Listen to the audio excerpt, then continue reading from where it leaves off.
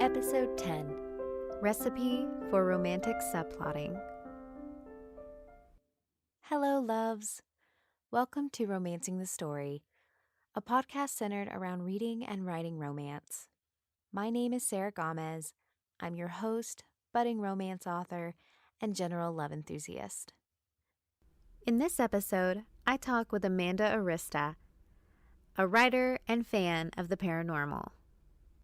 We discuss her latest series, The Mercy Lannard Files, where an investigative journalist tracks down her partner's murderers but gets more than she bargained for when introduced to a world of shifters and magic. So welcome paranormal author, coffee aficionado, and writer lecturer extraordinaire, Amanda Arista. Yay! Yay! So Amanda, I know as a writer, you have a very unique background, like as a creative writer, writing lecturer, right? So tell us a little bit about that and like kind of what led you down the road of creative writing as both a profession and a hobby. So I think the first thing I kind of have to acknowledge is that I think everyone has like their own story to tell. And I think with mine, it started really, really young. And honestly, I want to say I was an avid reader. For those of you guys that sort of know, I had really bad growing pains growing up because I'm like a super tall person, as you can tell from my very seated position. And so there was one summer that I read just everything the library had to offer.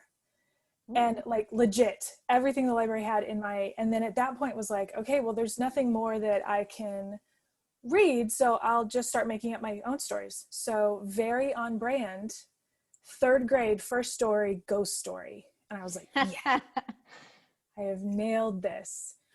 So that's sort of where I started out was, I think we've all got stories, but mine definitely started out with just reading everything I could get my hands on from a really young age, including perhaps maybe some books that I should not have read at like 10 or 9. Oh, who hasn't picked up one of those? Exactly.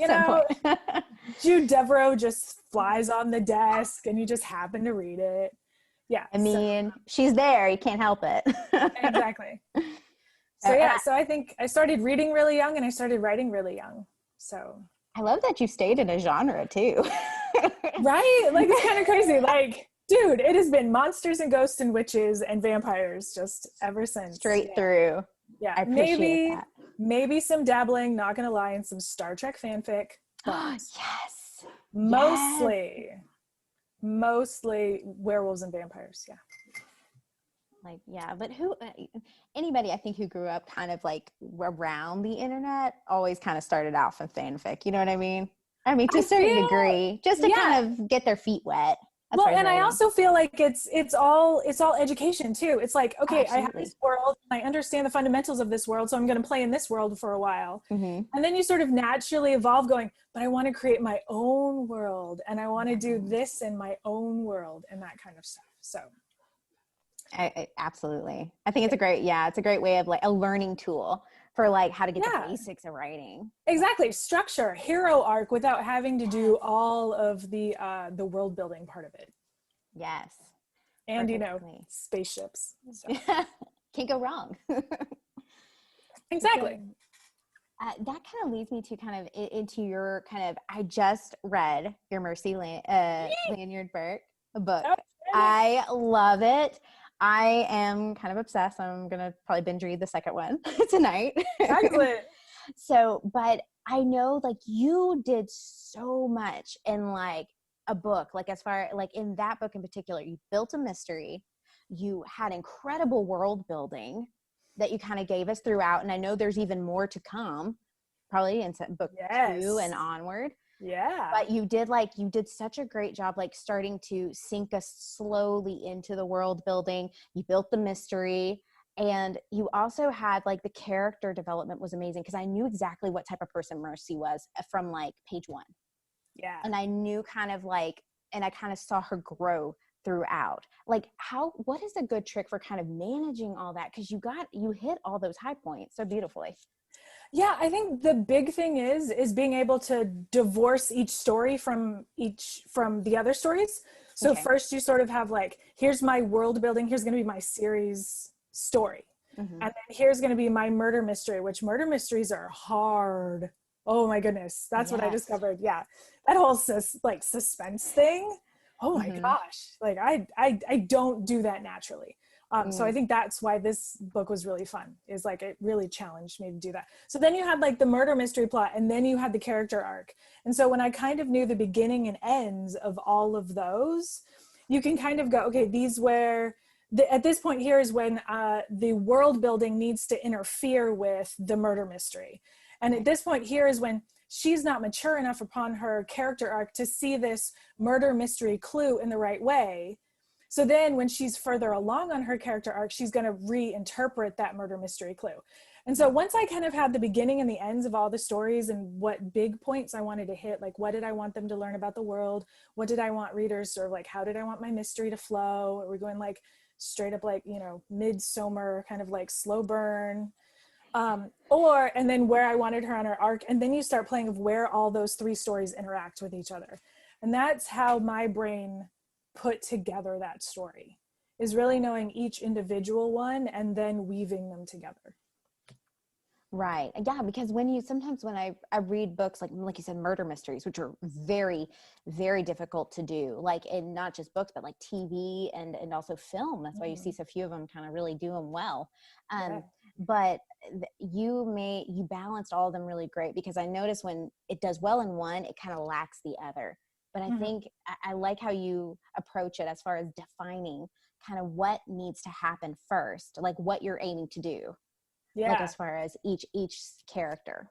Yeah. And it was one of the interesting things that I had to fight myself on. I had to watch a lot of murder mystery to see, and I'm going to unabashed, this is not going to be a surprise. I watched a lot of Lucifer and Castle in order to get sort of like, yes, like the murder mystery beats down that procedural that readers are used to seeing. Because I came at it initially in first drafts, it was a hot mess. It was hilarious. I came at it from, my husband is law enforcement. I came at it from a strict law enforcement. How do they solve their crimes? Which is basically, let's dump out all these clues on the desk and figure it all out. And so it was interesting. It was really fun for me to find my voice as a murder mystery writer, to figure out how he's going to be, okay, this is what readers are used to, the A equals B equals C kind of formula. Actual law enforcement solves it. A is kind of related to C, which may be juxtaposed with F, which maybe connects at a later point to B. And so putting those two together to create something that felt authentic to me as like what I know law enforcement has to go through, as well as like what readers are used to, like what their genre expectations are of that A leads to B leads to C, was so much fun. It really was. Because to me, it was all learning, because I had never written mystery before this one. Well, and you bring up a great point too, because there is like some genre expectations of those things. Because when I read it, I was like, oh, I can kind of piece this, because you did take like one approach I'm used to with like the procedurals, because I know your husband is in law enforcement, so I kind of expect you to go that route. Right. Like, let's just dump it on the table. Yeah. And just kind of like, okay, let's just kind of see what happens and kind of push pieces together. But I liked how my brain easily sunk into the book, because I was kind of used to that formula in some regard already. So I was kind of like, I was already captured from the moment you kind of introduced the mystery. Yeah. So I love it. Thank you. Yeah. So, and I did want to talk to you about, so I know I kind of mentioned it earlier, but romantic subplots, because I know you have a whole talk around it. I love romantic subplots. Yes, and you did such a great job with Mercy. I kind of want to see what happens too. So much fun. So like, especially like her character development on top of that, but also to like the romantic subplot portions. What is some good advice that you can give, like that people can kind of like work their romantic subplots, or have them work them in there without them detracting too much from, like, because yours did not detract at all from like the murder mystery portion of it. Yeah, I think the big thing is to ask you, do you need it? As writers, do we need a romance? Like, I know that especially on TV and a lot of films, like in order to have a healthy, normal, functioning hero, they have to be romantically interested in somebody. And so I think the big thing for me when I'm developing a romantic subplot was, do we even need this in the first place? And so when you're like, yes, I would like to have a romantic lead because I want to show this aspect of their personality. I want to show their growth. I want to, you know, I want to have the damsel get, you know, like kidnapped by the mom or something. Like I need it. And all of those kind of questions answer the question of, is this going to impact the plot? Mm. And so once I started kind of looking at like, yeah, okay, well, Rafe, who's my romantic lead in my Mercy series, oh God, such a book boyfriend crush on Rafe. I know. I love him already so much. Yeah. Don't look at Pinterest. You'll totally know who he's based after. Oh. But once I kind of realized that, yes, I have the person and I know how using this person will impact the plot if I do a romantic subplot, was sort of my first, I guess, sort of like blessing to myself of, yes, you can insert kissing into this book. However, it needs to impact the plot and show Mercy's character growth across the arc of the book. Not just be somebody that, you know, it's used. I think one of my soapboxes, if I can for a moment, is when the romantic lead is simply used as a reward for the hero doing something good and not earning the actual trust of this person who has their own character arc and is their own fully fleshed character. And so I knew I did not want to do that. I didn't want Rafe to be just like, oh, look, Mercy solved the crime. Now she gets to kiss somebody. Yay. And so I think that was the other thing of like, as long as her growth and self-esteem fed into her ability to let Rafe love her, that's when I was like, okay, we're pinging across all of these different subplots at this point. We are world building. It's going to involve the murder mystery. You know, it's going to also involve her character arc. And then I'm like, yes, you can have a romantic subplot now if it's going to impact one of those three things. And so that's sort of my first thing, is like, insert that subplot when you know you can use it to a tension and story advantage. Like I said, it's not just damsels getting, you know, kidnapped by the mobsters. It's also, you can show emotional growth. You can show as well, you know, just little obstacles for the people to kind of show that they're growing. And I think that was my big thing. I have a pet peeve about Tauriel and Keely's relationship in The Hobbit. Yes. Oh my gosh. So totally sexified Keely in The Hobbit, right? Like I am all for Aidan Turner. He is screen candy and I love it. But he was what I was fighting against when I was creating this multi-plotted murder mystery, was I wanted something that impacted the plot, versus Tauriel and Keely's love story, though beautiful and amazing as it is, does not impact a movie called The Hobbit.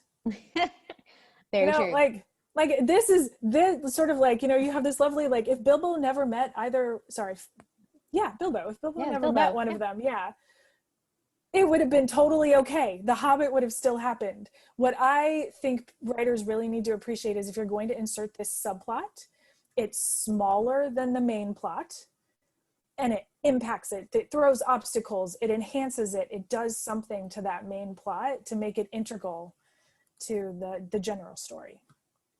So I think that's my big thing, is always ask yourself, how am I impacting the main plot with this romantic subplot?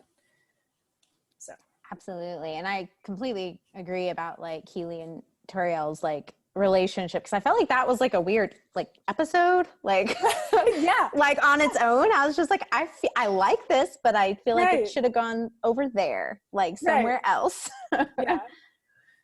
And I like how you brought up too, like the full-fledged characters, because he's a full-fledged character with his own motivations, with his own set of like his own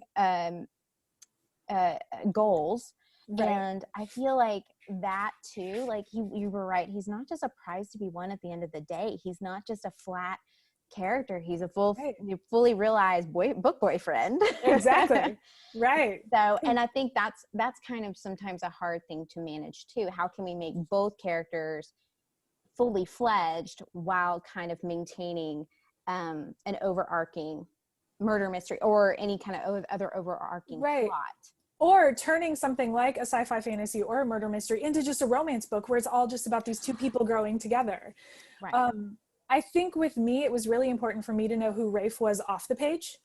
And so I did a lot of, we're going to call it soul searching, when it came to researching what I wanted Rafe to sort of be like and how I wanted him to act. And so I, as the author, knew who he was off page a lot more than probably came off on page. But that meant that I knew exactly, very specifically, how he was going to react to Mercy at that moment in time. Mm. And I knew how lost he was until he met Mercy at that moment in time. And so I think if you are creating these romantic leads that are going to head up a romantic subplot, it's okay if they're not going from like hermit in the woods to like dude saving the village.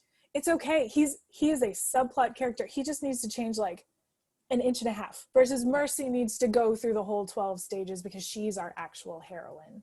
Mm-hmm. And so I think that's another key of like, find that person and know that though changing is a good thing, that they don't have to go through like a 12-point hero's journey in this book. They just have to change and kind of encourage and mentor your hero. Yeah, no, Rafe and I had lovely conversations of tea and how we were going to deal about this and what his whole backstory was with the Great Shifter War and what kind of person he was. And, oh, it's so much fun. That is awesome. And it's all in book 3. Yes. So like, and that's something you also mentioned too, like you kind of knew who he was going into it.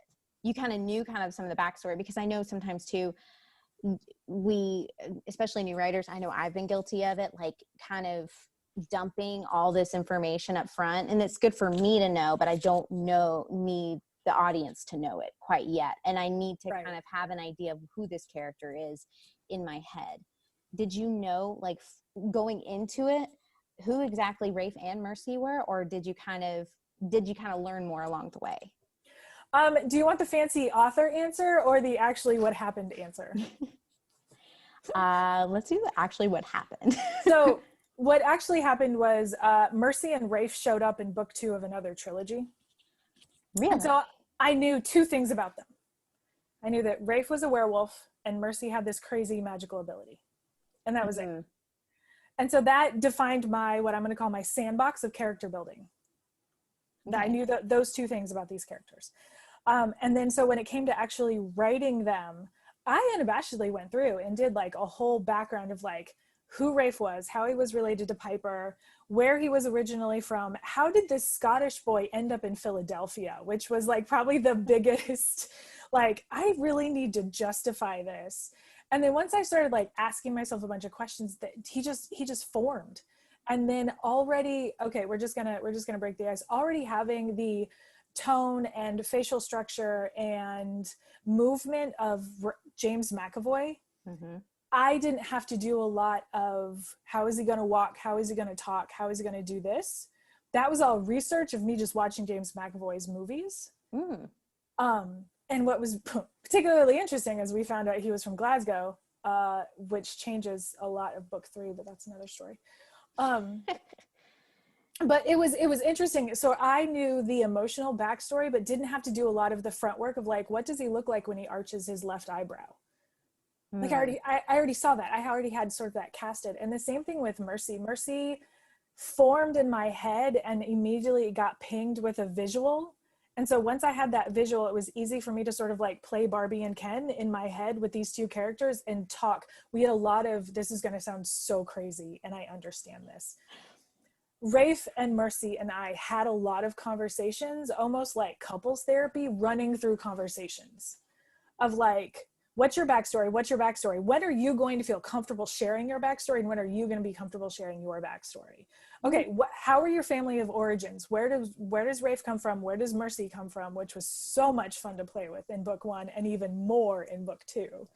And so when are you going to feel comfortable sharing that information? And so I felt like I was growing with them and discovering how their relationship was going to grow as I wrote the book, if that makes sense. Like there was, I felt like I knew what are their backstories in, but there's a lot of situations where I would write a scene. Let's say there's a scene in book 1 where she punches him outside of a theater.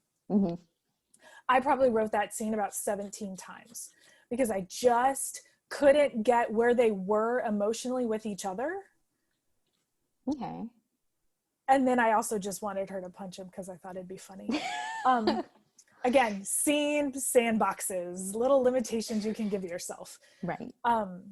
And so I feel like it was couples therapy. It was like, are you guys comfortable? Are you actually going to save this at this moment? Where are you in your character development?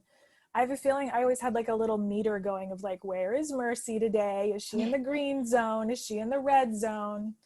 Did I just do something really crappy to her? So maybe she's in the red zone in this scene. There was a lot of that, but I would say when it came to their conversations, it was like couples therapy. It was like, what are you going to say? Okay, now what are you going to say? How do you feel about that? Yeah, it was really weird. I know. Yeah. I think all authors do that though, because Yeah. I've had several other interviews on the podcast, and I know I've talked to other author friends where they say like, yeah, it's the voices in my head, basically. Yeah. And they talk to me, and sometimes I have to go tell them to sit down, they're in timeout because I'm mad at them or they do things. So that's, I like to hear that that's not just a me problem. No, we all do it. The one thing that I didn't realize I relied so heavily on though was the Ken and Barbie action show in my head. Oh. Of like how reliant I am on actually seeing them in their space as well. And how their movements and like, I don't know. I felt like I was constantly like watching movies in my head going like, that was the worst scene ever written. Oh, I wrote it. Okay, let's just rewind a bit and let's see where is it going wrong? What are they doing? Are they too far apart from each other? Are they too close to each other? Are they comfortable being this close to each other? There was a lot of that, but yeah, I play a lot of like mental Barbie and Ken in my head with actors going like, how are you going to do this today? And how are you going to do this today? And are you going to swagger across the room or something? Yeah, there's a lot of weird stuff. Yeah. And so like figuring that out like physically, like spatially. Yeah. Like, Physically, like I do a lot of VBR stalking to look at different houses and setups and how, like, if I'm even looking, like, if there's a couple of scenes in the second one in like a bedroom. And so I was like, haha, there's a hint for you about the second book. But I feel like there was a lot of moments where I was like, I don't know how close they need to be at each other right now. I don't know if they need to be too close. And then what's really fun is then you put the magic side on top of it. And like, how are their magics interacting right now? As well as like, you know, their natural heat between each other. But yeah, and so to me, it's a total like little movie in my brain of like, is he going to be exasperated when he says that? How many times have I used the word exasperated in this manuscript? Yeah. Well, and that's actually something too that you added an extra layer to things, because not only are you trying to, you know, get these characters maybe like how they emotionally feel towards each other, but also you have the magic to take in consideration on top of that. Right. Which comes at, again, book 3, lots of spoilers in this one. I love it. Yeah, and then having to deal with like how his wolf power would interact with her mysterious power. Yes, her magic-ishness. Right. I don't want to ruin book 2 for you, but yeah, her magic when she finally discovers. Yeah. Sorry, there's a spoiler. Mercy has. You did really good groundwork though, kind of laying that, because I had a suspicion actually. So. Right, and that was a lot of fun to play with, of like, because there was a couple of versions where Mercy knew she had a power, and then there was a couple of versions where Mercy didn't have a power at all, and then there was a version where Mercy learned she had a power. So how did you decide which one you would go with? So I decided that I wanted to go full on Jessica Jones and just make her super arrogant, where she would assume she was just awesome and amazing. And then I wanted her self-esteem to just plummet when she realized, oh, I've been playing with like a handicap, you know, like I've been playing with like I'm a ringer, basically. Like I wanted her to have that sort of notion that, oh, I'm not as good as I thought I was, and how that self-esteem drop would affect the entire story. And so that when I knew that I could use that emotionally better than knowing she has a power versus not having a power at all, I was like, bing, bing, bing, bing, bing, we have a winner. We can create more tension and more emotional drama. So yeah, there was an entire version of this book where Mercy like was human. Yeah, it wasn't awesome. Okay. Well, it is far more interesting reading the version you have now, because yes, you lay some good groundwork to where I was like, I have a feeling and you did a very good way of like showing it. Like I said, like auras and things like that. You know what I mean? Yeah. So I like how I like your style, basically. Thanks. So like other things too, like, because I know you've talked about character development, down and dirty character development. I actually just recently, I just posted actually a piece of the talk I forgot you gave last year at WordFest on Instagram. And like, so what is some good advice for like, as far as like character development, especially for like a female protagonist in particular, or if there's a difference? I honestly don't think there's a difference. I think I usually always use the version of how does the person view their wounds from the outside world, and I think that's very person oriented. If your wounds from the outside world do come because you're a female, there's your wound. If it comes because you were supposed to be this and you weren't this as a male, there's your wound. I very much prescribe to the Michael Hegg sort of like character diamond version of creating a character. And that we all have this sort of inner self that we are trying to hide from the world and protect. And sometimes we know that we're doing that, and sometimes we don't know that we're doing that. And so that self-deception is always really key when I'm writing characters. Is do they even know that they're deceiving themselves? And usually that's the big arc, that like, oh, I've been living with this, this false notion of who I actually am, or I've been ignoring the wound that happened. And so I think that's usually my big thing of like, create the one wound. And here's an extra little writer tip. Focus on one wound per book. I think that's the thing. Like, everyone wants to solve everyone's problems and make them perfect at the end of the book. No, focus on one wound, and that's it. And I think one of the superpowers, if you would like to create a romantic lead with a romantic subplot, is I firmly believe that the romantic lead will always see the hero as perfect on page 1. That the romantic lead will see that inner self that sometimes the hero wouldn't even see. And that notion to me creates some of the best tension between those two characters, because it automatically creates that, why can't you be the person that I see in you? Frustration. And I love that trope. It is so wonderful. But also it only requires one person to change, which I think is also really good. The hero can go through the big development, but how the romantic lead reacts to the hero changes.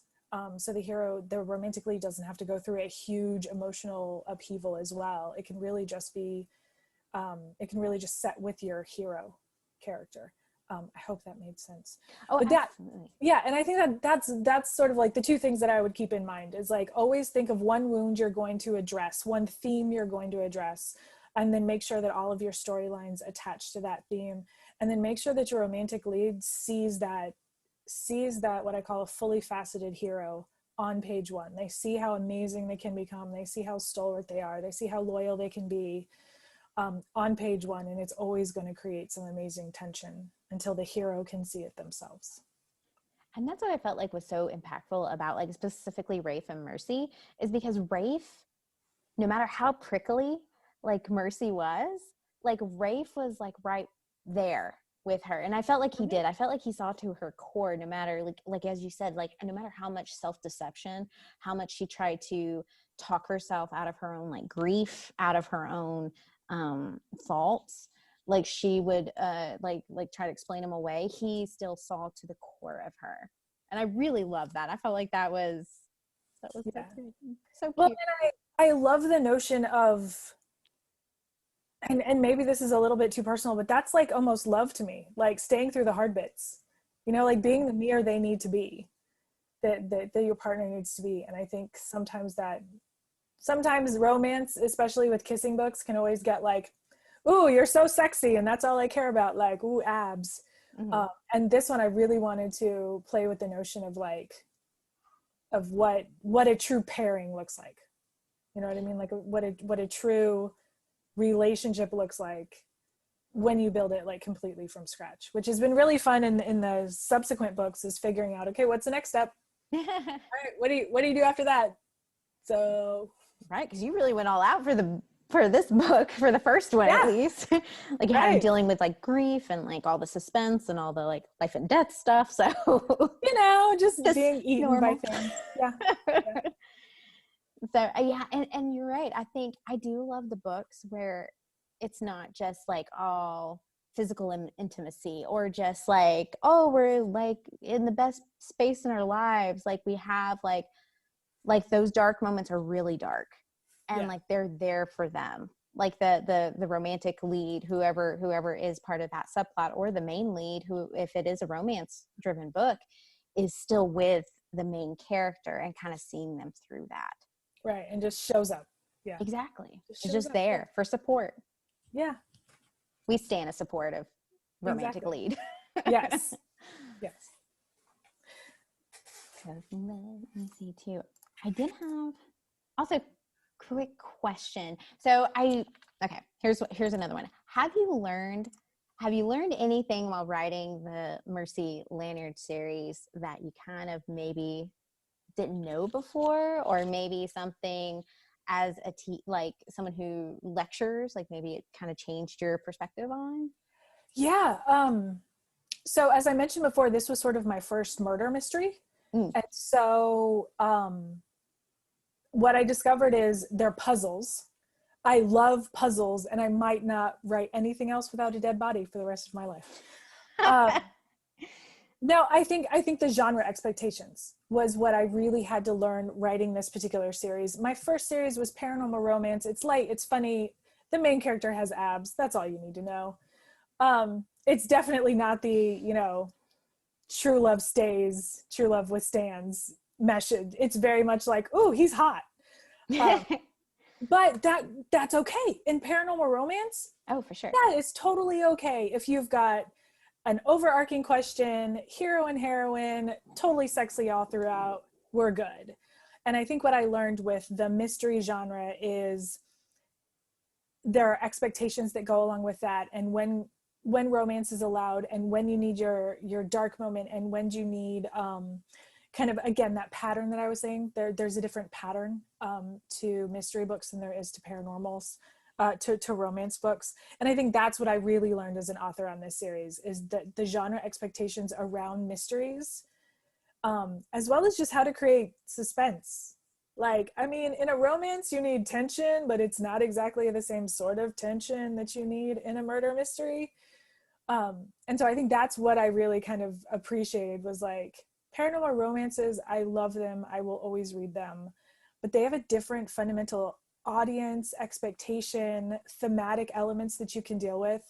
In the murder mystery, it was a lot of, I could get darker, I could get gorier, I could get and the pace was completely different.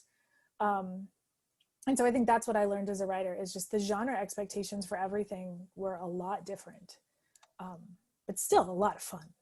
Oh, absolutely. And that is something I have learned actually as like writing, because I jumped from one genre to the other. I was originally started with YA, but then I jumped to romance. And as I've been learning more about writing the romance, I have learned so much about genre expectation. Like you said, the pacing, the dark moments I have to have in it, and things like that, because I did kind of want to do like a noir twist on it, but it still had to fundamentally, like you said, be a romance. So I was like, I can't go stray too far from that. Right. I can't especially have the romantic lead do something that is completely non-recoverable.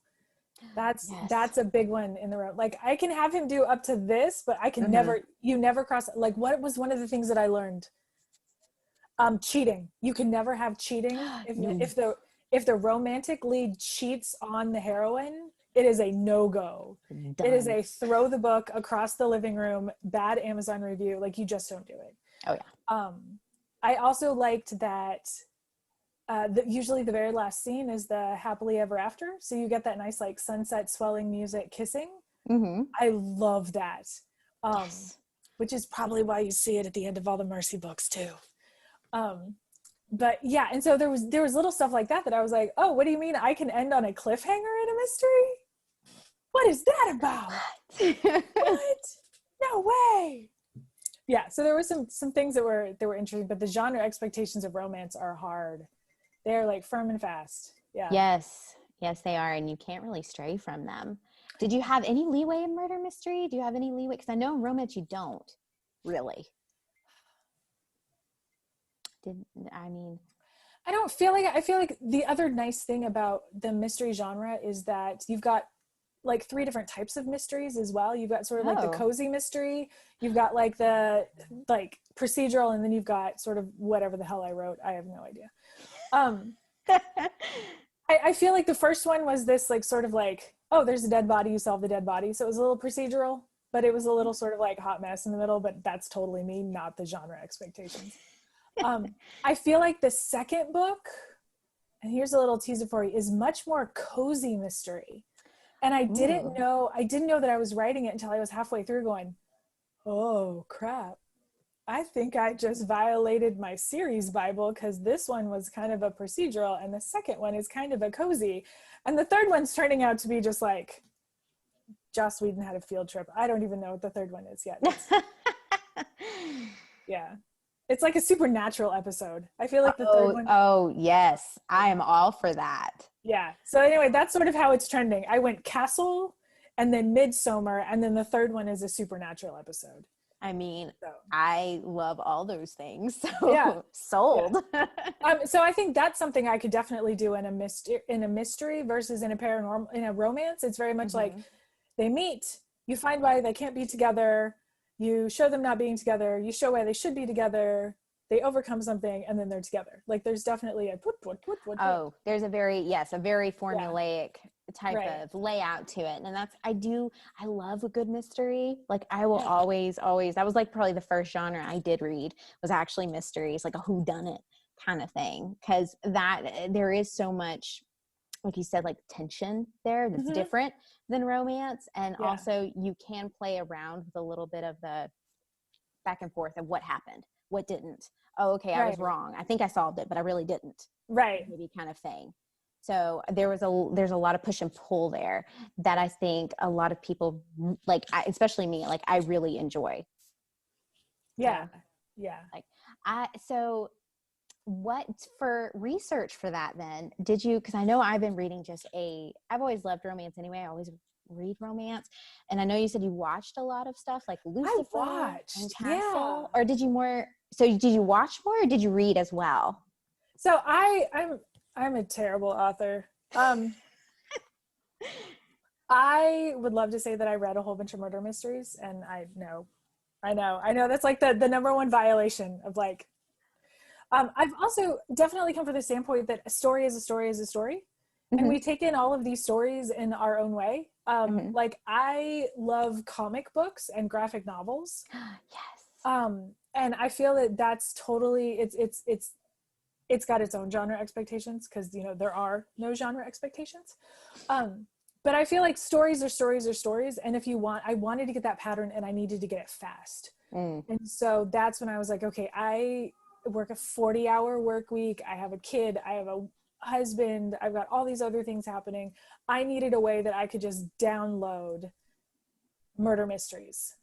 And I found that there were some great TV shows that I could do that. Rizzoli and Isles is a great procedural. Castle, mostly because he's a writer and she's a police officer, and that's just like autobiographical for me. Lucifer was really fun. Lucifer is the one that I found had the most formulaic and really helped me develop the formula of mysteries. Because things like Criminal Minds didn't particularly work. Though Criminal Minds has come into play when I'm looking for a very specific sort of bad guy. It's become my sort of like new, like, oh, I have a deviant behavioral trait. Let me find a Criminal Minds episode about that. They did one about it somewhere, I know. They did one. Somebody else has done the research on this. But yeah, I feel like I watched a lot to get that pattern, because I feel like murder mystery readers also watch murder mystery shows. And so to me, it equated to, this is what they're normally consuming, and this is the pattern that they're used to. So learn the pattern if you think you might break that pattern. And so that's kind of my mentality going into it, and sort of learning the mystery genre was a lot of murder mystery TV shows. I did read a couple I'm sorry, I'm looking at my like library over here. I read like, for some reason, Agatha Christie, which Yes. I read some Agatha Christie. And that taught me a couple of things in the second book. Was the classic, you get everyone in the room within the first 20 pages. Mm-hmm. And I was like, oh, this is a sandbox thing that I could play with. Let me put that limitation on myself, that within the first 20 pages, I need to have everybody in the book in the same room, and then get them all in the same room again. So that's a little Puro. What else? No, that was it. Like I said, I'm a terrible.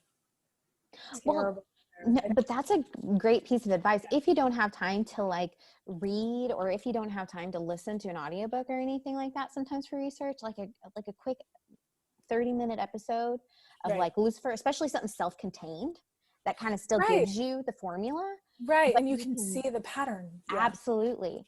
And then you can kind of see how it repeats over and over, because there is some phenomenal writing, especially like on Lucifer, some of the supernaturals, and some of like Castle, like where they've really utilized that to its best degree. I think they've really mastered that method.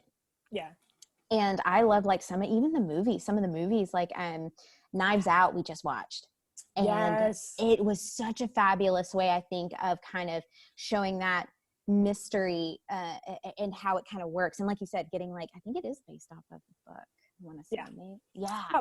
If it's not, at this point, I think everything's based off a book or a comic book. At this point, yes. That's just all we use anymore. Yeah. But like it was, they got everybody in the room, and like at one point, and then they were in the first 20. Yes, exactly. Yeah. And that really built the tension. So I felt like that was such a great way to show like some of the murder mystery tropes and some of the formulas.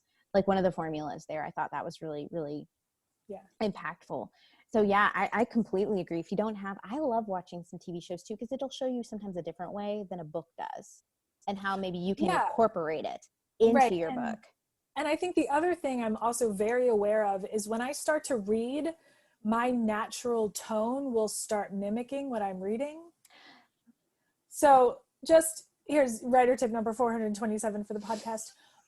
Never read Jane Austen when you're trying to write a murder mystery. The descriptions got off the chain, and I was like, no, honey, no. I'd like to see a blooper exactly. Kind of reel. Exactly. Blooper outtakes of that draft, please. This is what happens when Amanda reads, Alice Hoffman while she's doing murder mystery. And so I think that was the other thing I was very aware of, was not to brag, I do have a very specific writing style. And so I kind of always know what I want to say and how I want to say it, and the length of sentences of I like playing around at that level as well with my craft. And I was really afraid that I would start sounding like Tess Garrison of the Rizzolian Isles, or I would start sounding like Patricia Cornwell? Cornwell. Sorry, I'm looking down at my Cornwell. Yeah. I was afraid I would start sounding like them. And I wanted to keep the sort of Arista voice as well. Now I did look at some of the things, the Rizzolian Isles books I looked at to see, and this is going to be fun because I started in horror. That's where I like went immediately. Like, you read murder mysteries and other people were reading like, Babysitter's Club. I was reading like Dean Koontz and John Saul and Stephen King and Bentley Little. Oh, I did read Stephen King. That was traumatic. Yeah. So I went there. So that was one of the things that I had to learn early on, once I officially was like, oh, this is going to be a murder mystery, was how graphic could I get, which is another genre expectation. As far as a lot of things, as far as like the actual dead bodies themselves, how graphic could I actually get? Could I get into the smell and the texture and like all that sort of stuff? The other thing that was interesting with the genre expectation that I had to learn was that romance sex scenes are different from murder mystery sex scenes. Oh, yes, which are different from women's fiction sex scenes. And so that's something it's something that I've had to learn, of like, oh, romance readers like their, intimate moments like this. Murder mystery people can come and go, maybe some smooching. Women's fiction like it to be this way. And so I this is going to sound totally dirty. I had to read a lot of sex scenes to figure out the difference between the three. Luckily, I have a library, so it was kind of easy. But no, that's a great, I would have never thought that. But it makes sense when you say it. But I wouldn't have thought that those weird genre expectations of what are they used to seeing, and if I'm going to break that. If I'm going to break that genre expectation and break that sort of like, I'm not going to say it's a covenant with your readers, but break that sort of what your readers are used to seeing, am I doing it in an effective way? Or am I just doing it to go like, boom, sex, or am I serving? For me, I think I went the women's fiction route. Was I wanted it to be very character arc based, whereas Mercy right now, when her and Rafe just kissed for the first time, I went definitely women's fiction because there we go. There's a bloopers reel for you. The first version of kissing versus last version of kissing. It changed when I sort of realized there were different expectations. Like, yeah, there's a lot less tongue in women's fiction. Let's just be honest. Fair point. But no, it does make sense, because now that I go back and I think about like some of the other murder mysteries and women's fiction that I've read, that there is kind of this more, for lack of a better word, like chaste sex scenes, if that's even a thing. Yeah, they sort of just go, and we made love and closed the door. I know. And it happened and done. Right. But but I could get that, like, because I do know actually some friends who like write in the fantasy genre, but it is romantic fantasy. Like it's like a primary romance, but I think some people got their wires crossed. They saw fantasy, they went in with fantasy expectations. Right. They read it and they were upset because they were like, this is way more graphic than like, but she was just like, I didn't have any blood in it, but they were complaining about the sex scenes. Right.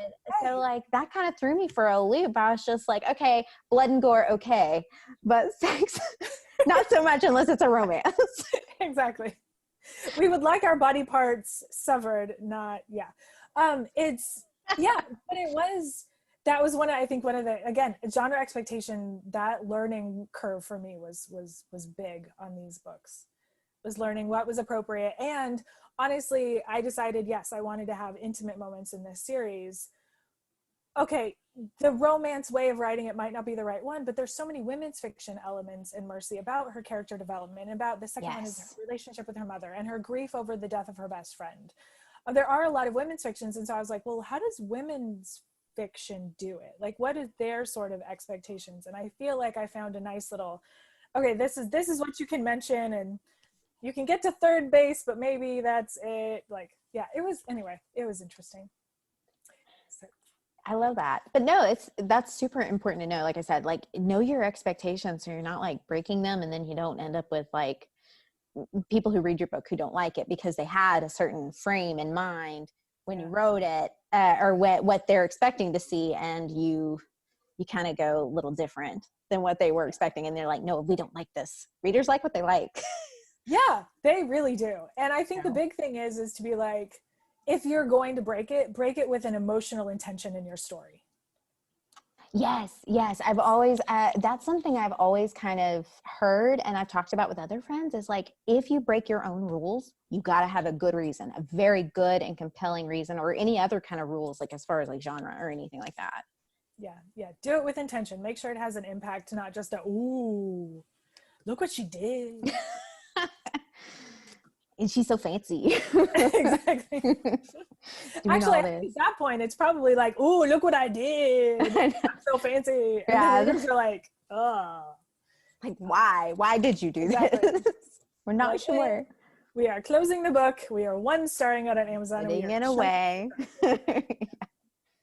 So, another question for you. So, you, like you mentioned, you are full-time job.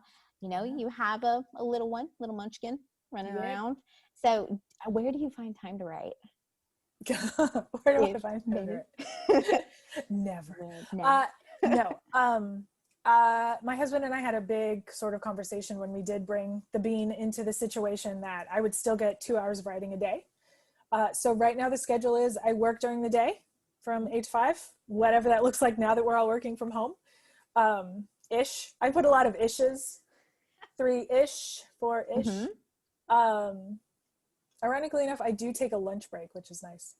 Ooh, good. So like 8 to 5 working, and then I get to be a mom. So I get to focus on being a mom from like, 5 to Bean goes down at about 8:30 now. And then I just take that entire time. I give myself an hour to goof off or do housework or return the emails or pay bills or whatever I need to do. And then pretty strictly 9 o'clock, I'm in front of a computer again, writing, plotting, reading, doing whatever I need to do to sort of get the words on the page, basically.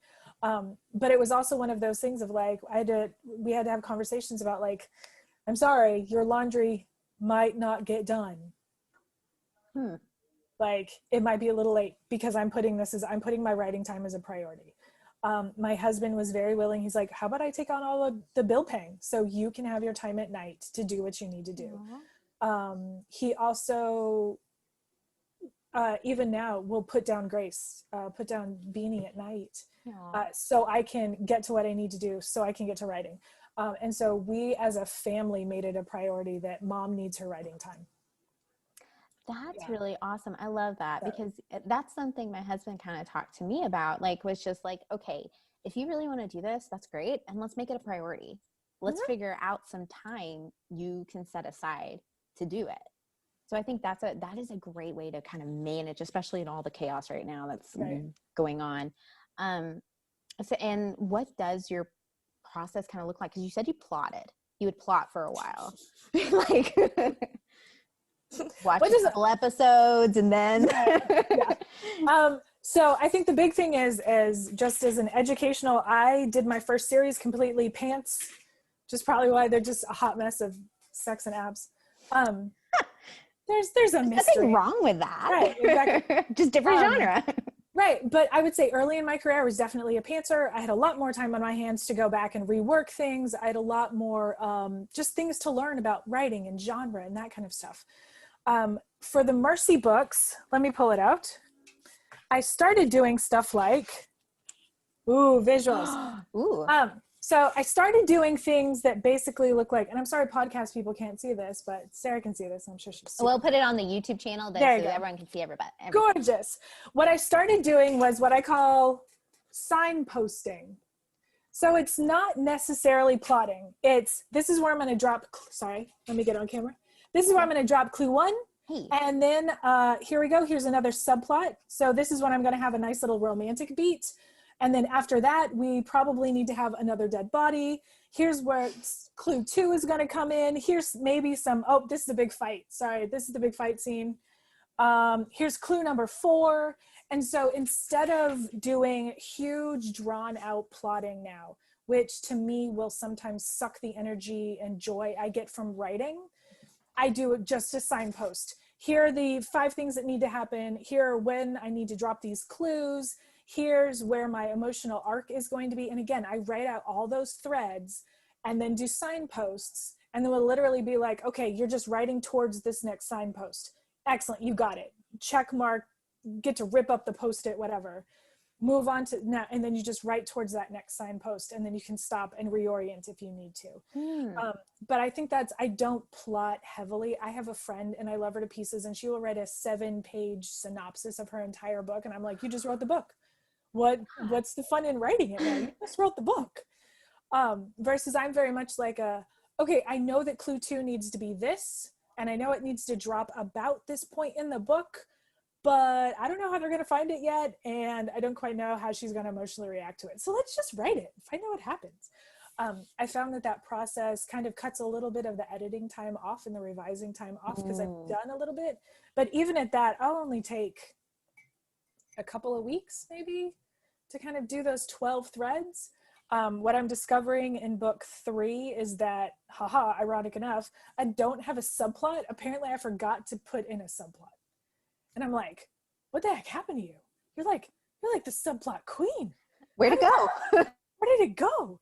And so, but now I'm going through a revision going, Arista, it's here. You just need to be like, put up some like light posts and be like, here's the subplot. Like, trust me, you're gonna want to pay attention to this one. Perfect. Right. Well, I like that you didn't stop for it too.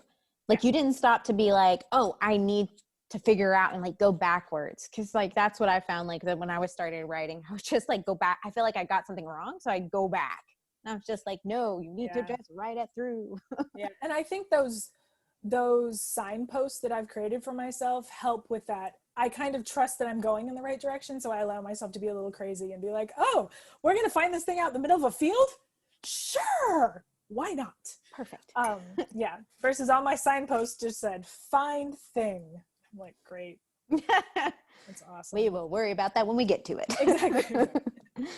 And I liked you used different color Post-it notes. Was those for different beats? So the different colored Post-it notes are for the different threads of story. Haha. Yeah. And so I always have sort of like the overarching who's dead this time. And then always have that emotional romantic plot. I think in the third one, it might actually be a plot versus a subplot. And then I always plot where Mercy is on her emotional journey for that story. And I'll use different ones. So I know kind of like, oh, I'm just about to hit an emotional scene. I can make this scene as horrific as I want because she's already going to feel like crap. Like, I think there's notes of that. But yeah, I use different colored Post-its for the different subplot or the different story threads, I guess is the way I should say it. Yeah. Perfect. Yeah, because that's a great way. I've seen people sometimes organize like their different, like you said, plotting points. Like this is the overarching one. Here's the sub, yellow, blue is the subplot. Pink is romantic. The romantic pieces we want to throw in there. Where are they gonna kiss? Yeah. So very last question for you, since you've been so awesome on the interview. Where can people find like your books, especially your Mercy Lanyard series we've been talking so much about, and how can they connect with you? Yeah, so Mercy just got released wide as of yesterday. Woo, happy book birthday! So as of August 4th, both books are wide. So you can get them at Barnes & Noble, you can get them on Amazon, you can get them on Kobo, iBooks, wherever you like to read books, you can download. I can promo and say that the first book, The Truth About Night, is currently 99 cents. And then the second book, Truth About Blood, just came out on Tuesday. And then of course they can always reach out to me. I have the weirdest Instagram handle ever, and Twitter handle. It's Pantherista, which is in reference to my first trilogy that I wrote called Diaries of an Urban Panther that will be re-released next year. Ooh. I know. With like any like additional stuff, or just kind of just re-release like new cover? And so they're getting new covers. They're getting what I'm going to call an author edit, which is just, let's be honest, I was real young and I really liked alcohol when these were, I still really like alcohol. I can't tell you that. There's some toning things that I would like to sort of brush up and just sort of like put a little polish on now that I've had a couple of years as an author. But yeah, so those are coming out next year. Thanks so much to Amanda for being part of the show. I'd love to connect with you. Find me on Twitter and Instagram at Romance the Story. Book recommendations for this episode: The Truth About Night by Amanda Arista and The Truth About Blood by Amanda Arista.